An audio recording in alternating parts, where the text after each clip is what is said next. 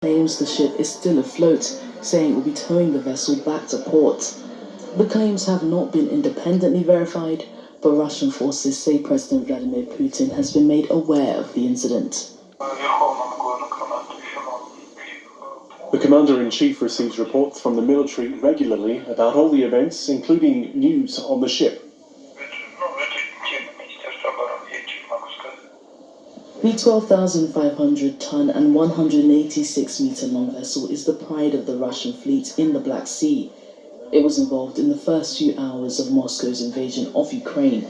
The loss of the Moskva would be a major setback for Russia as its forces shift their focus to the east of Ukraine.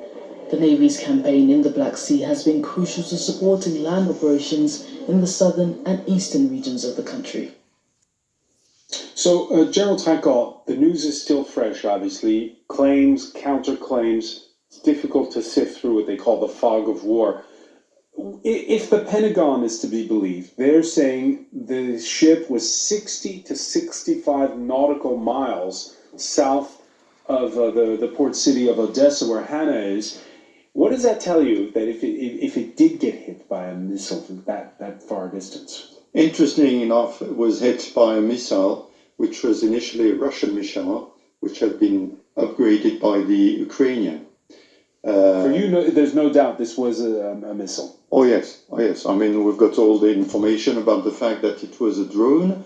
We look over, we took the anti-aircraft system, and then provide the grid reference for the missile, and 2 missiles were launched to the ship. So probably inside the ship the ammunition exploded after that, meaning that he is not probably sinking now, but he was completely evacuated, and this is a major coup for the Russian Navy for different reasons. First, because it's the flagship. It's a big ship, an old ship, 83, I think, 1983, so an old ship. But he was commanding the fleet in the Black Sea. So currently they have to change the scheme of command in the Black Sea.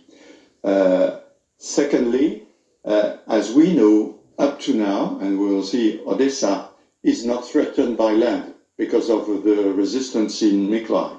But there is a blockade in the sea.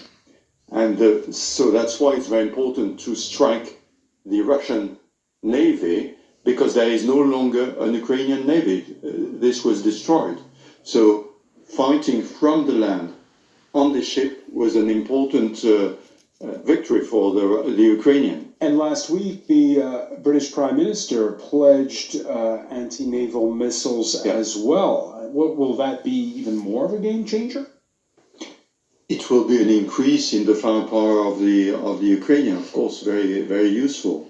Because if we look at the picture on the map now, currently, we see that the Azov Sea will be Russian, but Odessa will be still Ukrainian. And Ukraine needs this harbor to import things. And with the Russian vessel, it is not possible.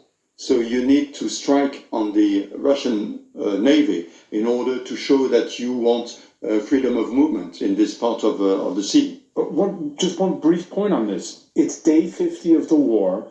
Are you surprised that Russia doesn't have air supremacy? Because they don't have full air supremacy. No, exactly. They don't have air supremacy. And we are very surprised sometimes to see a Ukrainian fighter still flying.